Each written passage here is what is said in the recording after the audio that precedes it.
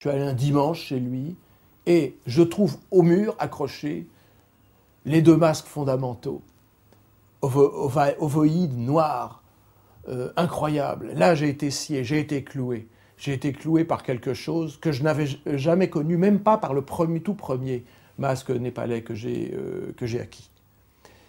Et ces objets fondamentaux, quand je les vois encore aujourd'hui, maintenant ils sont dans les collections du musée Branly, quand je les vois, je ne sais toujours pas qu'en dire. Ce sont des objets qui coupent d'avance l'herbe sous le pied des mots, qui vous réduisent d'avance au silence, et c'est extrêmement difficile de parler d'eux. À la limite, on pourrait presque plus parler de l'émotion qu'on ressent face à eux. Ils vous renvoient à vous-même.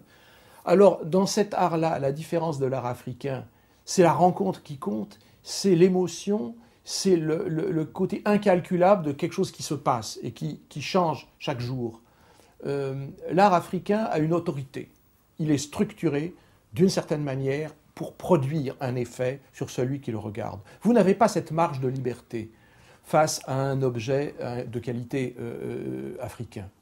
Face à un masque majeur des tribus népalaises, vous êtes en même temps dans une sorte d'incertitude. Et moi, c'est quelque chose qui me continue à me plaire, à me convoquer et à m'inciter à les voir et à les aimer. Le fait que je n'en ai jamais fini avec eux. Mais ça, c'est très moderne. Ça veut dire que le spectateur, celui qui regarde, fait partie du spectacle ou fait partie de l'œuvre aussi, d'une certaine manière. Vous faites partie du masque népalais. La manière dont vous le regardez lui donne une certaine vie. Ça, c'est unique. Ça. Un livre qu'on lit, un poème que l'on lit. L'auteur a fait la moitié du chemin, le lecteur fait l'autre moitié. Et autant de lecteurs, autant de lectures, autant de livres, autant de poèmes. Pareil pour les objets. Une collection, c'est un autoportrait fictif, d'une certaine manière. Il ne faudrait pas en réduire, pour le coup, ces objets à des fantasmes subjectifs. Ils existent là, ils étaient là avant moi, et ils seront là après moi, ces objets. C'est des masques empoisonnés, hein, c'est des masques empoisonnés. Depuis le temps, à mon avis, les microbes, ils ont claqué. Hein. Vous croyez pas? Moi, je pense que ces masques sont chargés. Oui, ils ne m'ont pas fait de mal jusqu'à présent. Enfin, non. J'en sais rien, peut-être qu'ils m'en ont fait après tout. Non, c'est des bons amis, mais... Ils sont pas... Moi, je n'ai pas d'objet de magie noire ici. Je ne sais pas que je sois superstitieux, mais j'aimerais pas avoir des trucs vaudous, j'aimerais pas avoir des masques Siongi avec des fétiches à clous, j'aimerais pas trop. J'aimerais pas trop ça. J'ai un masque terrifiant de magie noire sans doute, Ibo du Nigeria. Je l'ai mis dehors, les pigeons ont fait leur nid dessus. C'était des pigeonneaux, je n'avais pas tué les pigeonneaux, j'ai attendu qu'ils s'envolent, vous imaginez. Alors après, je ne vous dis pas l'état du masque, mais du coup ça fait une couche de patine de plus, c'est intéressant. C'est bien. Un jour je vais essayer de le vendre, mais qui va vouloir avoir une horreur pareille? Or c'est rarissime. Max, quand il a vu, il m'a dit, c'est un objet, il y en a très peu de connus. Ouais. C'est des trucs extrêmement précieux, mais alors c'est immétable. Chez moi, dans l'ancien domicile, un moment je l'avais mis comme ça en face, je ne pouvais plus travailler. Alors ça, ce genre d'objet, balcon. Je l'ai mis balcon ou dans un tiroir enveloppé avec de l'antimite et on n'en parle plus. Est-ce qu'on peut dire que ces masques sont laids? Est-ce qu'on aurait le courage de dire que la laideur a une force qui nous rapproche de la beauté? Est-ce que c'est pas ça aussi qui nous plaît dans ces masques du Népal? C'est quelque chose d'effrayant, de dégoûtant, de sale, de... Est-ce que laideur et beauté ne sont pas des critères justement occidentaux? Un peu comme surface et profondeur, un peu comme beau et laid, n'est-ce pas?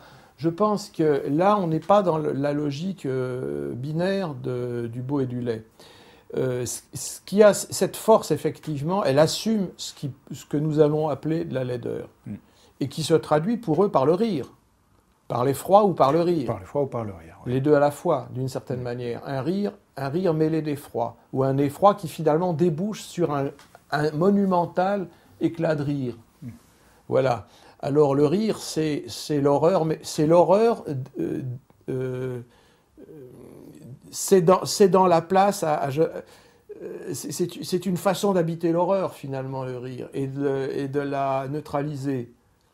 Alors peut-être que ces objets, leur laideur, elle est aussi transcendée par le fait ils sont là, ils existent, ils sont là comme ça.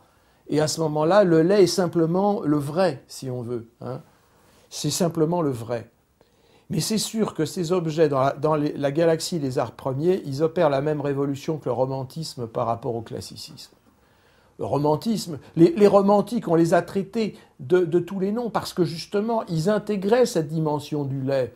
Et ils avaient été précédés évidemment par Shakespeare, qui était leur grande caution dans l'histoire des lettres. Et le beau, c'est le lait. C'était une caricature contre Victor Hugo dans la presse conservatrice. Et bien justement, l'art romantique a intégré cette dimension d'horreur, cette dimension noire, cette dimension de grotesque, de laideur. C'est l'époque où on a redécouvert les baroques, ce qu'on appelait les grotesques d'ailleurs à l'époque.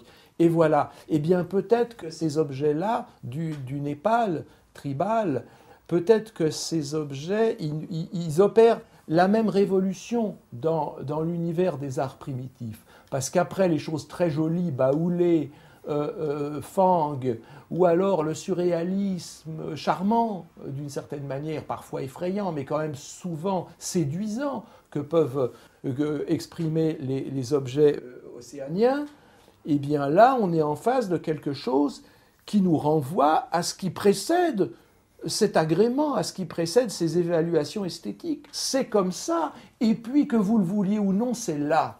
Et il faut affronter ça, comme quand on voit sa tête le matin au réveil dans la glace. Eh bien c'est ça qu'on est, oui, on est ça.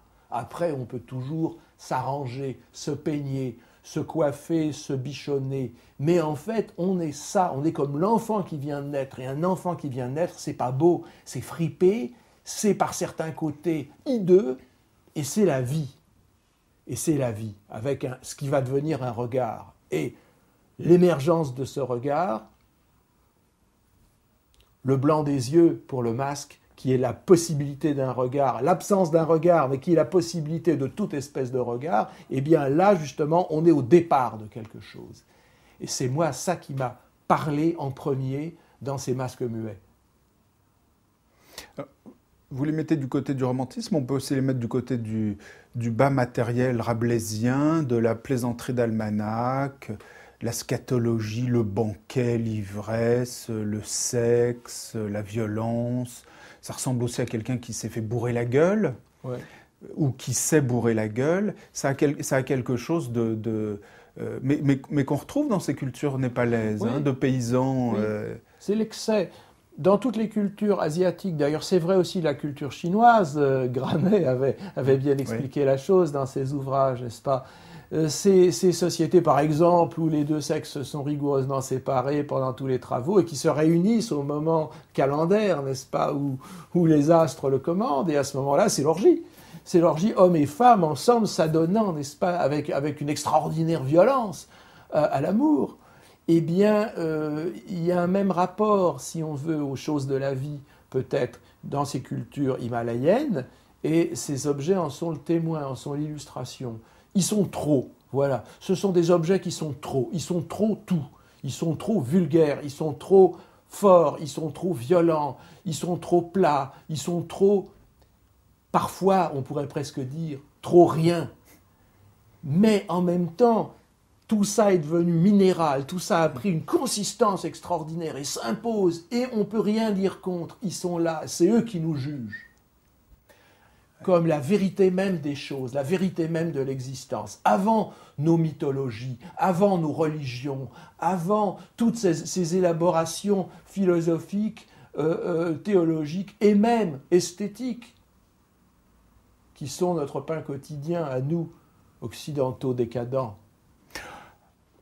On a quand même aimé ces masques, vous le premier, donc parce que nous sommes arrivés à un point. Oui, nous sommes arrivés à un point de raffinement. Nous sommes tous des gardiens de musée, n'est-ce pas, occidentaux d'aujourd'hui. Nous sommes arrivés à un tel degré de raffinement, en même temps de doute par rapport à nous, par rapport à ce qui longtemps allait de soi comme étant nos valeurs, que nous sommes très ouverts à la découverte de ces choses qui nous ramènent à l'origine de quelque chose. Peut-être, là, pour une fois, on peut parler d'art premier Hein, on a dit art primitif, après on a dit art tribaux, après on a dit art premier. Bien sûr, ce n'est pas premier dans l'histoire de l'humanité, mais ça nous renvoie à quelque chose de premier dans notre sensation d'exister et dans notre peur aussi face au monde. Notre peur et panique. Voilà, notre peur panique et panique au sens aussi de panne, de la totalité vivante de la nature. La nature qui nous échappe, cette nature complètement baroque, burlesque, inventive, qui est là, qui produit ces formes et dont nous faisons partie. Et surtout qui ne s'arrête jamais. Qui ne s'arrête jamais.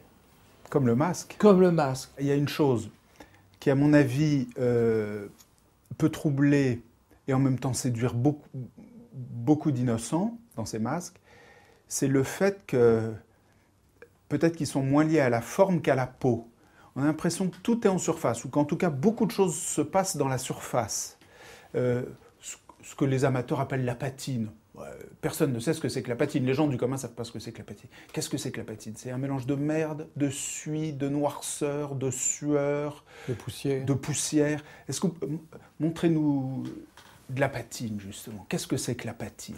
Qu'est-ce que c'est la patine? Qu'est-ce que c'est que la patine? C'est quoi ça? C'est dégoûtant, la patine. Ça salit, hein? Ça salit How can les you mains. clean it? How Hein? can you clean it? La question de la ménagère américaine. I don't.